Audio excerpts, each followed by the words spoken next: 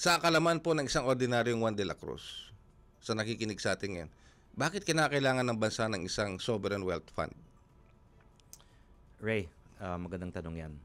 Kung titanong po natin, yung sovereign wealth fund po, iba-iba pong klase yan.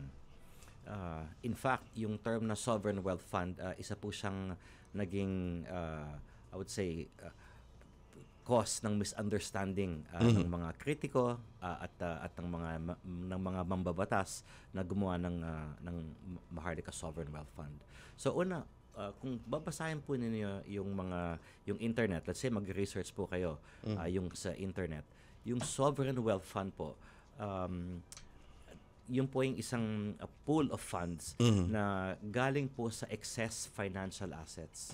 Galing po sa mga tinatawag nilang windfall gains. So tulad po, for example, no, sa Saudi Arabia, meron po silang tinatawag na PIF.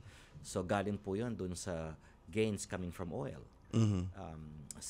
There are other marami po mga ibang bansa na meron po silang mga source of these gains na kung saan i-invest nila sa bansa nila dahil magkakaroon to ng magkakos ng inflation, nilalabas nila ito at ininvest nila sa ibang bansa. Okay. So, yung ginagawa po natin, whilst tawag po siyang sovereign wealth fund, for the first 5 years, it will act as what you call a national development fund.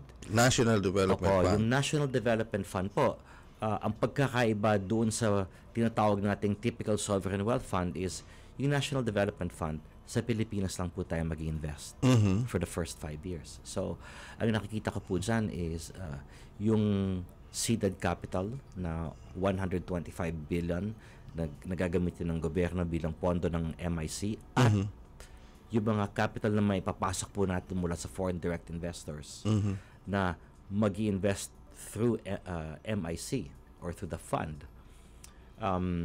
Lahat po yan i-invest sa Pilipinas.